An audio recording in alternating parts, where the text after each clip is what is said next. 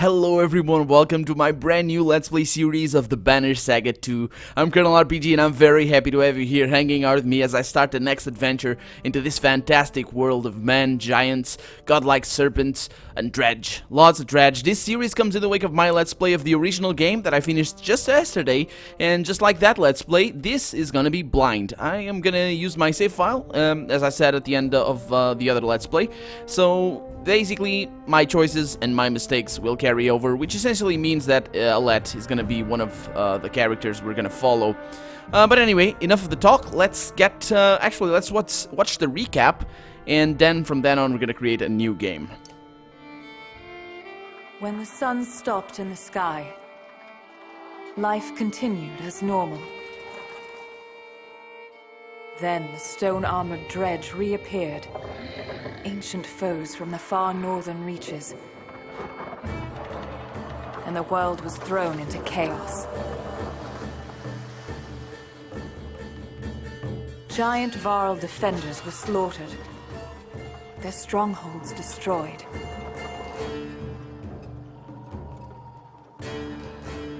Now Hakon is the varl king and protects who is left of his race. Rook, a humble hunter and father of Alette, found himself leading frightened clansmen towards safety. His caravan crossed paths with Juno and Eyvind, two of the mysterious spellweavers known as Menders, who know something about the massive, mountain-breaking serpent on the loose. In Borsgard, a town under the protection of the mercenary leader Bolverk, both varl and human stood against a dredge general, the immortal Sunder, known as Bellower. Juno devised a way to stop Bellower, but it cost the life of one held dear.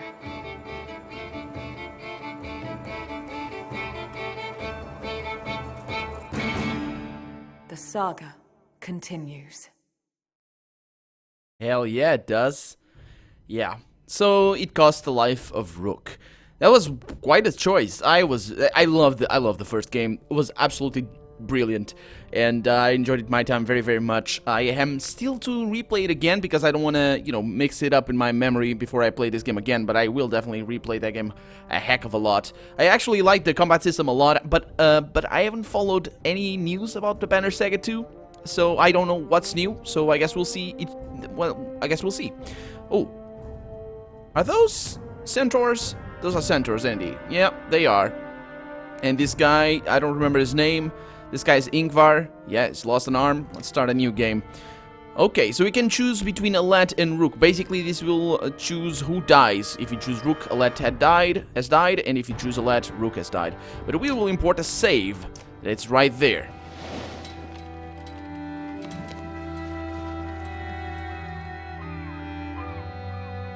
Tíminn líður áfram, eins og straumþung á sem fleytir okkur áfram. Time continues washing over us, moment after moment, like waves on a coast. Some more fierce, more violent than others. So few of my kind, the giant war, remain alive. Even so, I find myself wondering if humans, while able to bear children, suffer more for the loss of loved ones. Several weeks have passed since we slew the Sunder known as Bellower, but the chaos of the world did not wither as we hoped. The world is breaking. We sail aboard hastily crafted ships for the safety of Arberrain, the human capital. But the river curses us with a clear view of the dredge, assaulting another hopeless village.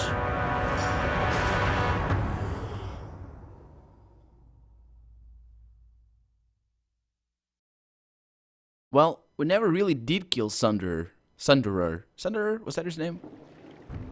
We made him believe that he died, but Anyway, okay, so we're in combat already. The saga continues +2. Was that +5? What was that? Move away from those glowing rocks, says that guy, like his hairstyle. This one's mine. Is it the rock? Oh yeah, there's a dredge right there. Okay, we got one archer down. Actually, 3 guys down. Man. No, to the death with you. Okay, he's gonna down as well. Okay, let's see what happens. Oh, he's still standing. Okay, Alette comes in like a boss. 1 shot, 1 kill. We'll handle the rest. Pull back, she says. And here comes Hakon and Yngvar. My thanks, strangers. Better to let him keep fighting, says Hakon. Okay, so I know how to play the game. Thank you very much. Yes. Can I disable the tutorials? Probably not. Or not with these anyway. Okay, so let's move in here. Yeah, this is the tutorials, not just... Okay, let's do this. Yes, I know. So for those of you guys who don't know how to play the game, it's actually fairly easy to get, to understand how the combat system works. It's not that easy to master, though. Yeah, so apparently we got barricades now, which is cool. It is a cool addition. So, yeah, I'm gonna move in here, destroy everything, because it's got the, the Sundering Impact. What am I gonna... Yeah, Sundering Impact, because that makes sense. Anything changed? I don't think so. So, I think we're good. Let's click that guy, go with that one. It's gonna move him back. Or no, actually, it's gonna do something else. I don't remember. Anyway. Yeah, I said I know how to play the game. Oh, man. Okay, if a character does not move, he rests, I know. Do I need to rest now? Oh, he rested, okay. So what can he do? You wanna attack that guy? Sure. Kill him. Down he goes, and now we go into pillage mode. Oh, actually... No, that was the last one. Sorry.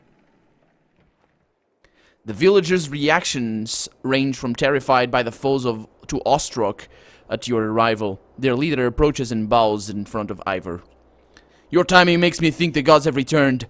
Please, He stops when Yngvar nods his head towards you. The man peers under your hood. A girl leads those who saved us from those things? She ordered us to land. And those things are dredge, like the ones you probably heard about as a kid. Between losing so many clansmen and this, I feel I'm not myself. I thank you, child. He whips his cloak back with a flourish. I am Alette, the Skald. And your name? Alette. And this is Yngvar. Ah, names destined for history. Sounds like the brave poet is going to use us in a few proper verses. I'll even make them rhyme, given time. His smile seemed genuine, as much as the concern that follows. Do you have any idea what might be causing the deep rumbling underfoot? Deep rumbling? Could be that giant serpent again. The serpent in the sun, Radormir. I'm no holy man, but joking about dead gods feels wrong. I don't think the sun serpent would break mountains and try to swallow us all. Who could say with the sun stopped in the sky like this? Alette looks skeptical. Tell me, did you just come from Borsgard? We heard rumors that the Sunder Bellower was sacking the town. Okay, let's see. Yeah, we killed Bellower. Alette pauses and looks to Yngvar, who confirms your statement with a nod. History indeed! Sunder Slayers here among us. Dafts! So many questions to ask. They'll have to wait until we're all safely back on the longships and leaving this place. The Skald nods his understanding, but another question creases his brow. Leave? Not to sound ungrateful, but this place, it's all we have. It's our home. Yeah, I felt the same when Skogar was overrun. Except we had the sense to leave while we were able. But my children, you don't know... I know exactly what it means to be a child stripped from your home and family. Alette takes a step back before lowering his head. Packing and tending to our dead will take some time, but I'll have everyone on the ship soon. You watch Alette rejoin his family. Moves his hands too much when he talks. It's unsettling. You smile but say nothing. People thinking we're heroes now. The world is breaking in more ways than one. It's not the first time you've been called a hero, Yngvar. Yngvar, your father's closest friend, looks unamused. He is one of the giants known as Varl and has fought Dredge in the northern winters, personally killed one of their generals, the Sunder Rays, and lost an arm to the Sunder Bellower. Your humor reminds me of your father's, since we're talking about things we'd rather avoid. I know he's gone, but I don't know how to let him go. No doubt Olive could help more with that than a fatherless, loveless Var like me. Olive? I suppose so. Yeah, she's still around. You look up and see Yngvar staring off in the distance. Rook was the closest thing I had to a friend. I wish I would have done more to protect him. You suddenly hear the centuries of life in Yngvar's voice and imagine all he has seen. Yngvar. I'm not sure you do let go. You just keep going, I guess. He walks towards the village, leaving you alone with your thoughts.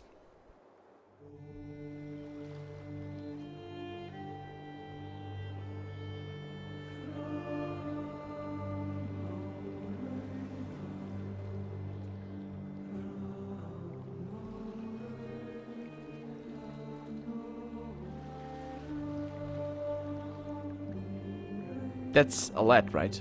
I think that's Alette. I wonder if that has to change if it's Rook. Yeah, pretty cool. Pretty cool. Chapter 8. From their homes must all flee. Yes, everybody must learn that lesson, that very hard lesson. Oh, look who it is, Ubin. Traveling merchants are surprisingly well stocked, Ubin the Old Varl, dubbed Scrivener, says. Since Borsgard, our numbers have grown. People have scavenged for food and eaten it too. Regardless, we'll need plenty of supplies considering our destination. Okay, so yeah, our numbers have grown considerably, considering these 280 Varl right here that we did not have, or the fighters that we did not have. I think the clansmen are the same. I don't really remember off the top of my head. It's been a few days since I recorded the last episode of the previous Let's Play. But our humor doesn't seem to have improved at all. That's not good. Anyway, so what kind of supplies, Ubin? Stuff like food and meat for the trip. The merchants have got a few interesting items as well, but folks can't eat those in lean times. You'll have to choose wisely. Even your renown will only stretch so far. Yeah, my renown is 37, so did I carry that over? Hope so. Man. Oh, sorry, bump on the microphone. So where can I find the merchants? You can't miss them. A group of tents they call a market. Thanks, Ubin. Of course. Oh, almost forgot. There's something ruffling the feathers of the ravens. The mercenaries who followed us from Borsgard. Chat with their leader, Bolverk, actually. But be careful. He's not like other Varl. His medallion gives you information about your caravan, including population, supplies, renown, and other days. Wait a minute. This medallion, not his medallion. Oh, I know that. I know how it goes. Let's go to the market. So, you want me to buy anything? Okay, we can buy supplies. But do I need to buy supplies? How many? 15, okay. That's for 3 renown. Okay, that's fine. Then we have items down here. And we are finished, yeah. So let's look at the items. Actually, let's look at the heroes. Where's the heroes? I don't have heroes, dang it. Yeah, there's no heroes here. Okay, we're gonna see that later then. Let's see, we got... Oh, they have... yeah. Ooh, this is a level 8 renown? That's pretty good. Level 10? Okay, yeah, that's probably like the maximum level then. Yeah, we got level 5s after all, so we're gonna go with more than that. Actually, speaking of which, if we have all level 5s, this one gives you 3 will per rest. That's pretty interesting. Actually, it could be good for Eyvind. It's pretty good. Want that one. Let's see. Dodge, strength, attacks. Not interested. Let's see. Strength resist +1 armor damage minus... Oh, actually +1 armor, not armor damage. -1 move. That is pretty good. That is a pretty good item right there. But I don't want to spend my renown. Anyway, let's talk here to... What was his name? The leader... The old leader of the Varl, or the leader, actually. The actual leader. Yeah, Bolverk. Yeah, man, we didn't interact with this guy a whole lot, so I don't remember him too well. The Varl mercenary leader, Bolverk, and a rather large female fighter are talking to Juno, a member of the spell-weaving Menders Council. Bolverk looks annoyed, nothing unusual. Juno says, there is no haggling on this. You already accepted the offer in Borsgard. Get this one to do it. Get me to do what? Says Alette. If Juno is surprised by your presence, it doesn't show. She continues to stare straight at the Varl. Alette is seeing to the survival of this caravan, something I doubt you care to do. She's a little small for such a big role, isn't she? Okay, so these guys are new, I think. I seem to remember his... No, yeah, I remember who this guy reminds me of. It was the leader, you know, the king of... Oh, there was a king of varl or whatever. Yeah, but I don't remember. It's not him. This guy's different. So this girl over here, or is she a varl? I don't think so. She's called Folka. She's a little small for such a big role, isn't she? She says. Well, that I don't want to get on the bad food. Don't talk about me like I'm not here. You're right. Sorry for being rude. Unfortunately, this is a private matter, says Juno. Her look at Bolverk says she expects him to keep it private. Ivan needs my help with healing the wounded, but we should leave soon. See Hakon at the dock when you're ready. Juno leaves without another word. Fan Valka. One of these days, Claw and Fang will get thirsty for Spellweaver blood. Claw and Fang? His axes, says Volka. The large axe heads are polished, the blades sharp, and the cheeks scarred from plenty of use, but it's the grey handles that stand out. They're unlike anything you've seen before. So, you're leading this rabble now? Only to Arborang. Then it's King Maynolf's job. Like he's got the answers to any of this. He'd royally piss himself if he ever saw a dredge. The big-tailed fighter laughs. What's your name? Says Alette. I'm Folka, a shield maiden in charge of keeping the ravens alive. Bolverk gives her a stern look, but she doesn't back down. I already know who you are, chieftain. I'm not the chieftain, yeah, I'm not the chieftain. You say where to go, and the rest follow. Where I'm from, that's the chieftain. Wouldn't matter if you were Hatterborg reborn and never joined the Raven Banners to yours. That clear? As long as you feed yourselves, you can follow or leave when you want, but your help in a fight would be welcome. Bolverk snorts and turns his attention to a large sealed cart behind him. His bare-cloaked back indicates the conversation is over. Okay, so we met the leader of the mercenaries. Who they are, though? They are not these, apparently, because they are different. So weak morale, -1 mil power. I know. Tell me how to get that up, though. Not what it means. Oh well, I guess I could rest. I could actually. 30 days of supplies is not too bad. I could rest. Let's give it a. Let's first talk to Oddleif here. Oddleif, a friend and a mentor, is demonstrating fletching an arrow to a few people as you approach. Give us a moment, will you? She says. The group walks away as Oddleif stands and wipes loose feathers from a tunic. Those people owe you their lives. Your decision to stop here saved every one of them. Well, our clansmen all agreed. Don't be naive, she says. Saving people is what you do, what your father did. Those under these banner agreed because they follow you. Her tone is forceful and you almost smile to break the tension. Almost. Alette, they respected Rook, and that respect has passed to you. But give them any reason to doubt you, and it'll vanish. Then I won't give them reason to doubt me. Seems simple enough. She stares at you for a drawn-out moment before nodding. Her demeanor softens. I wanted to discuss the clansmen, she says. They're good at scavenging for food, and the more we have, the more food they'll find. Training some of them to fight will help keep the others safe, says Alette. But it takes time, and I'm not sure we have much of that to spare. As our leader, you're expected to decide how many fights and how many look for food. Oh, really? Okay. How many fight and how many look for food. That's pretty cool. I'll keep that in mind. Thanks, Odd. You turn to leave, but Oddleif stops you. She grabs you in a tight hug. Rook had a way of making it easy for all of us to be stronger. Her words seem to be as much for her as they are for you. Yeah, I think she had something going on for him. I mean, I got that feeling from a certain conversation, certain dialogue. I'm not sure if it is possible to do anything about it in the game, or maybe if we play as Rook, maybe that'll get somewhere. I don't know, but yeah, I got that impression. I mean, maybe it wasn't love at all, or just, you know, a very tight friendship, because Rook was a good guy, and I'm gonna want to do him justice with Alette. So let's rest for the night. That didn't help.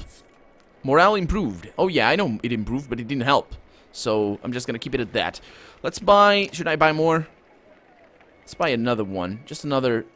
Yeah, we're good. We're good. Let's go with that one. 30 days. That should be enough. So now we leave by boat. The wooden planks of the well-used dock creak as you walk across them. Haken, a warrior recently acknowledged as king of the Varl, paces on the dock. Not sure I was made for this, he says as you approach. Commanding in battle is one thing, but deciding how many chickens we need to bring... Yeah, that is terrible, Haken. Sorry for calling you Haken all this time. Yeah, in the previous Let's Play I called him Haken all the time because I hadn't heard his name. But Haken is his name. Well, I can help if you need it. The giant raises his eyebrows. You've got your own battles to fight, little one. I hear men saying they don't want to follow a girl, and proving yourself while being compared to the previous leader of your clan isn't easy. His mood darkens. Wagner's death still doesn't sit well with me. I aim to figure it out, but for now, let's sail. Yeah, let's depart. After lighting the funeral pyre, the last villager finds seat on your rickety longships built of scrap wood scavenged in Borsgard. The ravens find space around the large cart on their black-sailed vessels. Oars slowly move all the boats into the river's current. And here we are, in our journey. Our first little trip. Actually, we're outside of the map. Oh no, we are in the world map. Yep. There they go. The complaints of a few are growing. What does she really know about getting us to Arborang safely? A smith says. A few other chime in with agreement. Her father was something else, but her? She should be looking for a husband, not telling me what to do. Some laugh, others encourage him. Oddleif looks at the group of men before turning to you. She seems interested in hearing your response. Let's go. Let's move in. Let's make a stand here. My father was great. I hope to be remembered as fondly. To Rook, someone shouts, and to his blood flowing through Alette. The caravan joins in cheering, drowning out the complaints of the smith and his men. Oddleif gives you a faint smile. Yay! Morale has improved. Fantastic. Off to a great start, aren't we? Oh, that was easy, actually. That probably was easy. But then again, maybe I have learned. I have learned from all of my mistakes in the previous game yeah. Alette looks ill. At least it's not the brackish sea. He whispers to himself as he steps around rowers and baggage to speak with you. I'm not sure we were all built for aquatic voyages, he says. And I hear Arborang is quite a distance away. My people could use a few hours rest on solid ground. The hopeful looks from others sway you and your signal for the ships to make land. Would you mind telling me why the capital is our destination? Alette asks. Well, yeah, basically the Valka, Juno, says the Menders there can protect us. Menders? The Skald's shoulders slump. We were all hoping for something more substantial. He realizes Eyvind and Juno can hear him. I thank you for healing my people, but we're talking about an army of dredge. The Valka and her apprentice share a smile, but say nothing. Dredge, Alette says, almost in awe. Man and Varl's storied foe from oh so ever long ago. But they're real, and here. How have they made it so far south? His glance at the Varl is met with both anger and shame. The longship rocks gently, and the Skald grabs a rope to steady himself. If only we had the fabled horses to ride upon, we'd outpace the dredge and be on sound footing. His dramatized misery is almost as amusing as his thanks when he steps back onto land. Okay, we didn't get a choice there, but that's fine. Did I get a choice? I don't think so.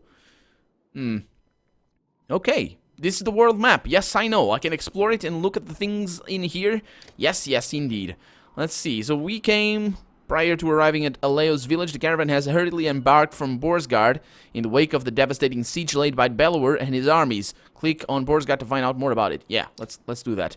An aging and senile mess of a city that can't remember whether it wants to sell you something or steal everything you've got. Yeah, it's a terrible place.